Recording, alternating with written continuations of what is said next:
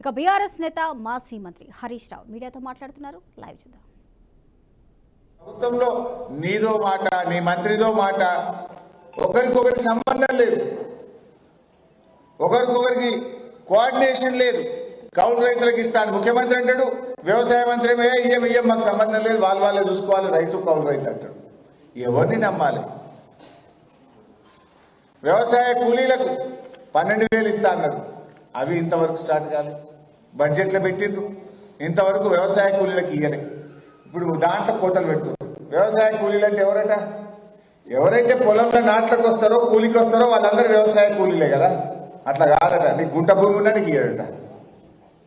నువ్వు ఉపాధి హామీ పనికి పోతేనే ఇస్తాడట. దాంట్లో అన్ని కూలీలు కోతలు పెట్టే పని చేస్తున్నాడు. 5 గుంటలో గుంట భూమి 2 గంటల భూమి ఉంటే ఆయనకు భూమి ఉన్నట్ట. ఆ భూమితో ఆయన పంట వంటది బాగుపడతాడా?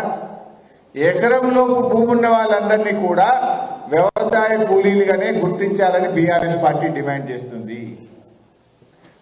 కొంతమందికి అర్ధెకరమో పావెకరమో ఉంటుంది, కానీ అవి రాళ్ళు రప్పలు గుట్టలు పంట పండదు. అట్లా 2 ఎకరాలు ఉన్న పంట పండది. మరి వాళ్ళను కూడా నువ్వు ఇలా రైతుల కిందేసి వాళ్ళకి ఎగబెడతావా? అందువల్ల ఇవాళ వ్యవసాయ కూలీలలో కూడా వడబోత పెట్టి ఏదో మమ అనిపించే పని చేస్తున్నాడు. మేము కోరుతున్నాం, ఉపాధి హామీకి వెళ్లే ప్రతి కూలీ వ్యవసాయ కూలీయే. ఉపాధి హామీ వెళ్తున్న వారందరికీ కూడా వడబోతలు లేకుండా కోతలు లేకుండా వ్యవసాయ కూలీలకు ఏడాదికి ఇస్తామన్న డబ్బులు తప్పకుండా ఇవ్వాలని బీఆర్ఎస్ పార్టీ డిమాండ్ చేస్తుంది. ఎకరంలో భూమి ఉన్న వాళ్ళందరినీ కూడా ఎస్సీ ఎస్టీ గిరిజనులే ఉంటారు కనుక వారికి కూడా వ్యవసాయ కూలీలకు ఇస్తామన్న డబ్బును కోతలు లేకుండా ఇవ్వాలని కూడా బీఆర్ఎస్ పార్టీ ఈరోజు డిమాండ్ చేస్తుంది. ముఖ్యంగా రైతు బంధు ఎలాంటి కోతలు లేకుండా వ్యవసాయ ఉత్పత్తులు పెరగాలి, వ్యవసాయ రంగం బాగుపడాలి, స్వయం సమృద్ధిని సాధించాలని కేసీఆర్ గారు కోతలు లేకుండా రైతు బంధు ఇచ్చింది.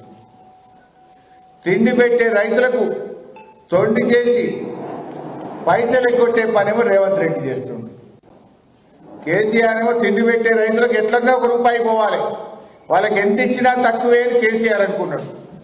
కానీ తొండి చేసి తిండి పెట్టే రైతులకు ఎట్లా ఎగ్గొట్టాలని రేవంత్ రెడ్డి చూస్తున్నాడు. ఇది కేసీఆర్కు రేవంత్ రెడ్డి గారికి ఉన్నటువంటి తేడా. ఇలా రైతుల బతుకులు మార్చేందుకు కేసీఆర్ గారు రైతు బంధును ప్రారంభిస్తే ఆ రైతు బంధును కుట్ర చేస్తున్నాడు రేవంత్ రెడ్డి. ఇలా రైతులందరూ కూడా మేల్కొనాలి. రైతులందరూ కూడా ఎక్కడికక్కడ కాంగ్రెస్ పార్టీ మంత్రులను ఎమ్మెల్యేలను నిలదీయాలని చెప్పి బీఆర్ఎస్ పార్టీ పిలుపునిస్తా ఉంది.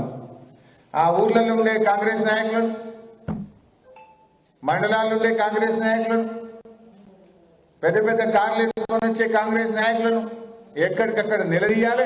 వానకాలం రైతు బంధు, యాసంగి రైతు బంధు 15,000 ప్రతి రైతుకు చెప్పిన మాట ప్రకారంగా ఇచ్చే విధంగా ప్రశ్నించాలని కూడా బీఆర్ఎస్ పార్టీ ఈరోజు పిలుపునిస్తా ఉంది. ఎందుకంటే కేసీఆర్ గారు 2 ఏళ్లు కరోనా వచ్చిన రైతు బంధు ఆపలే కదా. 11 విడతల్లో 73,000 కోట్ల రూపాయలు ఇచ్చిన మాట ప్రకారంగా రైతు బంధునిచ్చి రైతుల పట్ల తన ప్రేమను చాటుకున్నది కేసీఆర్. కానీ రైతు బంధును బొందబెట్టి రైతుల ఉసురు పోసుకున్నాడు రేవంత్ రెడ్డి. ఇవాళ దుఃఖితుండే రైతు దుఃఖం తీర్చిన నాయకుడు కేసీఆర్ అయితే రైతు బంధు ఎగ్గొట్టి రైతును దుఃఖంలో పెడుతున్నది రేవంత్ రెడ్డి. ఇవాళ రైతులు కూడా ఆలోచించాలి. ఏ ఒక్క హామీ అమలు చేయలేదు. రుణమాఫీ ఏమన్నాడు? నేను అసెంబ్లీ అయిపోయింది అంటుడు. అయినా అదే ఇంకా కానోళ్ళు ఉన్నారా? ఎవరన్నా ఇలా ఉన్నారా? మా ప్రెస్ వాళ్ళకి అయింది అందరికీ. నీకు కాలేదు, మీకు అయిందా పైసా? కాలేదు. మీకు కానోళ్ళు ఉన్నారు ఎటు ప్రెస్లో? మీకు కూడా కాలేదు. నేనేమన్నాడు? అసెంబ్లీ అయిపోయింది రుణమాఫీ అంటు అయిపోయింది అంటుండే. నేను అన్న మరి రేవంత్ రెడ్డి పోదాం బాగా గన్మెన్ లేకుండా పోదాం అంటున్నావు కదా. మరి మా మెదక్కు ఇప్పుడు 25 తారీఖు నాడు మెదక్కి వస్తుండు ముఖ్యమంత్రి గారికి నేను స్వాగతం పలుకుతున్నా. సరే అమ్మవారి మీద ఒట్టు పెట్టినాం, మాట తప్పినాం, మెదక్ చర్చి మీద ఒట్టు పెట్టినావు, మాట తప్పినావు, ప్రాయశ్చిత్తం చేసుకో. అమ్మవారు చాలా పవర్ఫుల్, ఏడుపాయల అమ్మవారు. ఆ ఏడుపాయల అమ్మవారి దగ్గర ముక్కు నేలకు రాసి చెంపలేసుకొని, అమ్మవారు నీ మీద ఒట్టు పెట్టి మాట తప్పినా నన్ను క్షమించు అని ఆ అమ్మవారిని వేడుకో. మెదక్ చర్చ్ ఘనమైన చర్చ్, ఏషియాలోనే 2వ పెద్ద చర్చ్. ఆ యేసుక్రీస్తు మీద ఒట్టు పెట్టి మాట తప్పినవు, ఆడ కూడా ప్రాయశ్చిత్తం చేసుకో యేసుక్రీస్తు దగ్గర. తప్పు చేసిన యేసు మహాప్రభు నీ మీద ఒట్టు పెట్టి 15 ఆగస్టులోగా మొత్తం రుణమాఫీ చేస్తా అని చెప్పి డిసెంబర్ యేసుక్రీస్తు పుట్టిన దినం నాటికి కూడా ఇంకా రుణమాఫీ చేయలేదు. ఇంకా రైతులు ఆగంలో ఉన్నారు, ఇబ్బందుల్లో ఉన్నారు. నేను మాట తప్పినా అని ఆ యేసు ప్రభువును ప్రాయశ్చిత్తం చేసుకో. ఆ యేసు ప్రభువు గొప్పవాడు, క్షమాగుణం కలిగిన వాడు. తప్పు చేసిన వాడిని కూడా క్షమిస్తాడు. పాపం చేసిన వాడు కూడా ప్రాయశ్చిత్తపడితే క్షమించే గొప్ప గుణమున్న వ్యక్తి యేసు ప్రభు. ఆ యేసు ప్రభువు మీద ఒట్టుబెట్టి మాట తప్పినట్టు రేవంత్ రెడ్డి, అది కూడా ఒక్కసారి చూద్దాం. ఏం మాట్లాడిండో ఒక్కసారి గుర్తు చేసుకుందాం.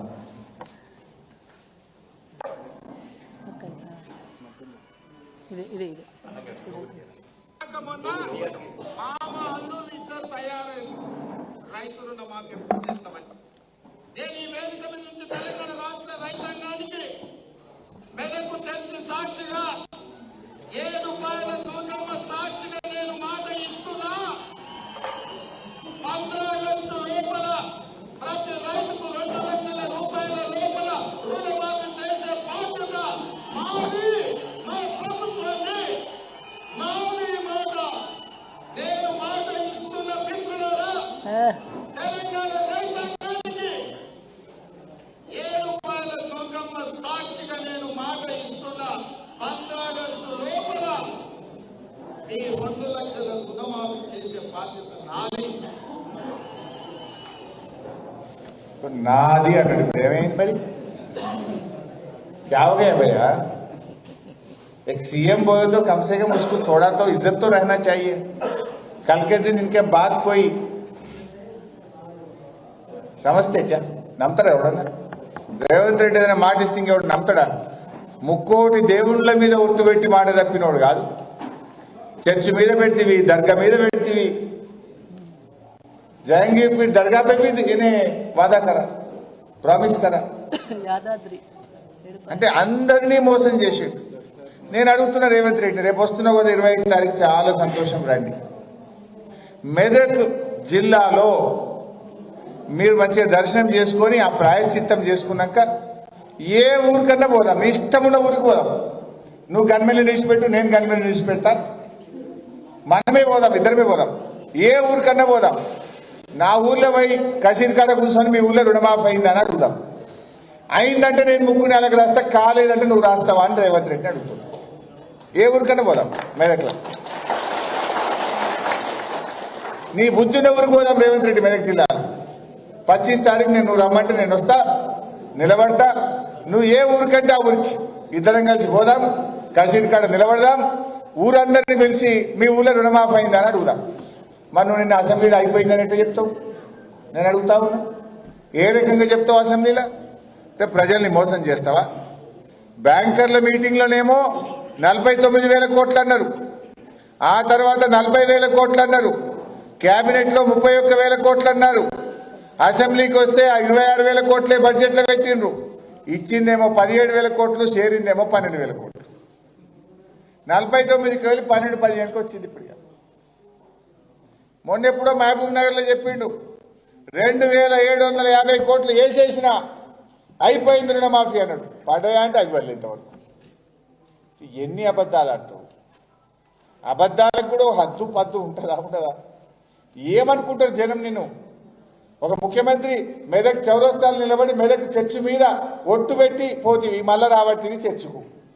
మరి ఆ చర్చిలో ఉన్న దేవుడేమనుకోవాలి? ఆ మాటలు మెదక్ ప్రజలేమనుకోవాలి? నువ్వు ఇచ్చిన హామీ అమలు చేయకుండా అమ్మవారి మీద ఒట్టు పెట్టి, చర్చి మీద ఒట్టు పెట్టి, మాట తప్పి మళ్ళా రాబట్టి మెదక్కు పోని. ఇచ్చిన హామీ అమలు చేసుకొని వచ్చినా, డేట్ పోయినా జరగడానికి పర్వాలేదు అనుకుందాం. 15 ఆగస్టు అన్నాడు, పోనీ డిసెంబర్ కన్నా చేసిండు, సేనైతే చేసింది వచ్చింది అనుకుందాం. చేయకుండానే రాబట్టి సిగ్గు లేకుండా. ఏమన్నా కొంచెమన్నా రేషం ఉండాలి కదా మనిషి అంటూ. మెదక్ పోతున్నా మరి ఆ రోజు చర్చి మీద ఒట్టు పెడితే దేవుని మీద అమ్మవారి మీద ఒట్టు పెట్టి ఎవడన్నా అడుగుతాడో ఏందో ఆడ ప్రెస్ వాళ్ళు గిట్ట అడుగుతారేమో, రైతులు గిట్ట అడుగుతారేమో. మరి ఆ రోజు మాట ఇస్తే ఎట్లా అని జనంత ఆలోచన చేసుకొని అది పూర్తి చేసుకొని రావాలి కదా. ఇదేమి ప్రభుత్వం అని నేను అడుగుతా ఉన్నా. ఇంకేమన్నాడు, 2 లక్షల మీద ఉన్న వాళ్ళు జల్దీ కట్టుందని అన్నాడా లేదా? ఎవరన్నా కట్టిన వాళ్ళు ఉన్నారే? నువ్వు కట్టినావా? సీన్ లేవు. ఎంత కట్టినావు? ఏం పేరు నీ పేరు? ఏం సీను? కుర్తివాడ సీను. కుర్తివాడ గ్రామమా? 4 లక్షలు అప్పుడు ఉండే సీనుకు. 2 లక్షలు రేవంత్ రెడ్డి చెప్పిండే కట్టినావు. ఇక కట్టినావు, అప్పు తెచ్చినావు. అది ఎట్లా కట్టాలి, ఇప్పుడు ఇది ఎట్లా కట్టడు? మరి ఇవి అది కూడా ఒక్కసారి చూద్దాం ఏమన్నాడో.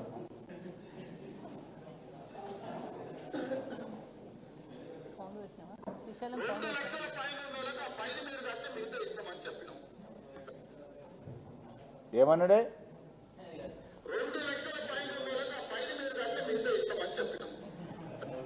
ఇప్పుడేమంటాడు? ఇచ్చుడే లేదట. ఇప్పుడు అవి కడితే ఈ మిత్తి ఆ మిత్తి ఏమైపోవాలి సీను? అంటే ఇలా ప్రజలు పాపం రైతులు ఏం చేయాలో దిక్కుదోచని పరిస్థితి వచ్చింది. ఇవాళ పొద్దున పేపర్ చూస్తే 3 రైతులు ఆత్మహత్య చేసుకున్నారు. మన మెదక్లో కూడా కూచన్పల్లిలో ఒక రైతు ఆత్మహత్య చేసుకున్నట్టు పేపర్లో చూసిన పొద్దున. దాదాపు 3 లక్షలు అప్పయింది. ఏం చేయాలనో తెలియక ఓ రైతు ఆత్మహత్య చేసుకున్నాడు.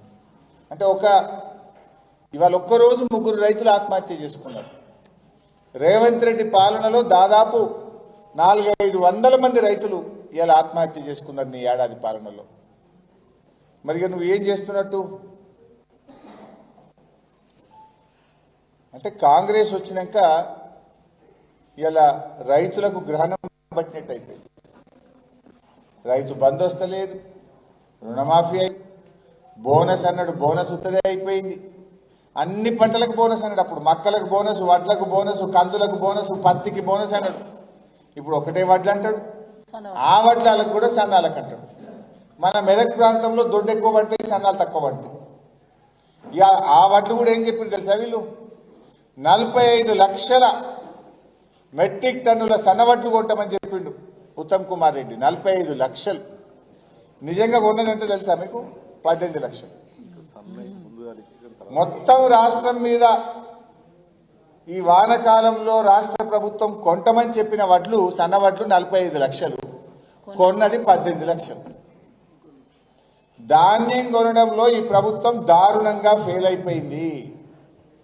ధాన్యం దళారుల పాలైంది. ధాన్యం 200-300 తక్కువకే రైతులు అమ్ముకొని నష్టపోయినరు. సీజన్ స్టార్ట్ అయినప్పుడు గౌరవ మంత్రి ఉత్తమ్ కుమార్ రెడ్డి గారు 95 లక్షల మెట్రిక్ టన్నుల వడ్లు కొంటాం ఈసారి అన్నాడు. కొన్నదెంత? 44-43 ఖతమైపోయింది. సగమేమి ఎందుకు కొన్నారు మరి? నేను అడుగుతున్నా ఉత్తమ్ కుమార్ రెడ్డి, మిగతా సగం వడ్లు ఎక్కడ పోయినాయి? ఎందుకు కొనలే అంటే మీరు సకాలంలో సెంటర్లు స్టార్ట్ చేయలే. తేమ ఉన్నదని రైతులను కాల్చుక తిన్నారు, కటింగ్లు పెట్టిండ్రు.